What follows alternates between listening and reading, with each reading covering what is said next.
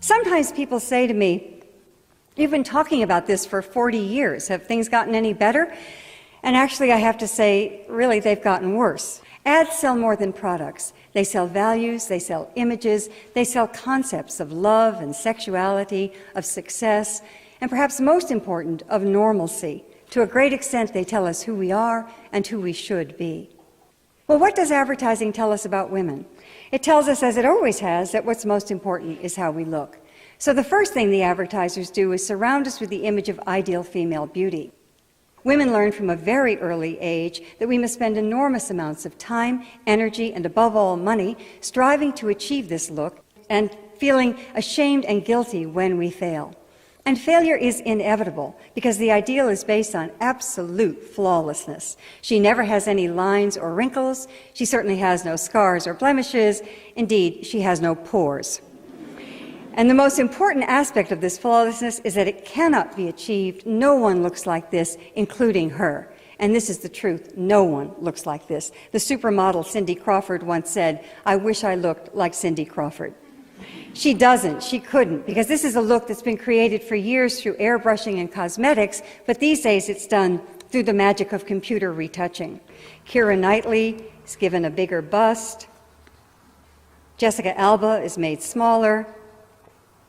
Kelly Clarkson, well, this is interesting. It says slim down your way, but she in fact slimmed down the Photoshop way. You almost never see a photograph of a woman considered beautiful that hasn't been Photoshopped. We all grow up in a culture in which women's bodies are constantly turned into things, into objects. Here she's become the bottle of Michelob. In this ad, she becomes part of a video game. And this is everywhere, in all kinds of advertising. Women's bodies turned into things, into objects. Now, of course, this affects female self-esteem.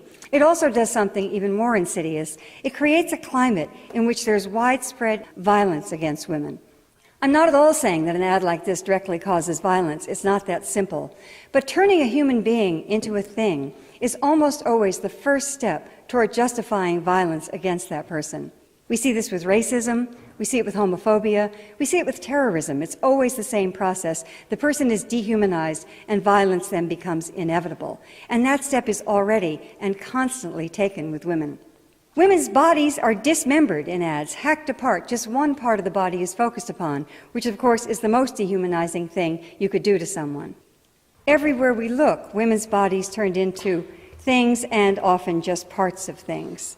And girls are getting the message these days so young that they need to be impossibly beautiful, hot, sexy, extremely thin, and they also get the message that they're going to fail, that there's no way to really achieve it.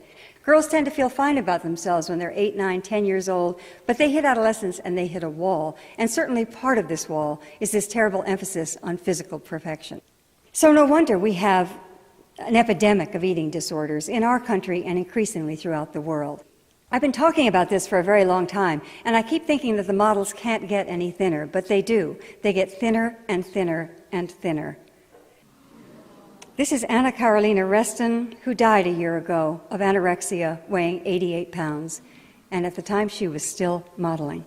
So the models literally cannot get any thinner. So Photoshop is brought to the rescue. There are exceptions, however. Kate Winslet has been outspoken about her refusal to allow Hollywood to dictate her weight. When British GQ magazine published this photograph of Winslet, which was digitally enhanced to make her look dramatically thinner, she issued a statement that the alterations were made without her consent. And she said, "I don't look like that, and more importantly, I don't desire to look like that. I can tell you that they've reduced the size of my legs by about a third." Bless her heart.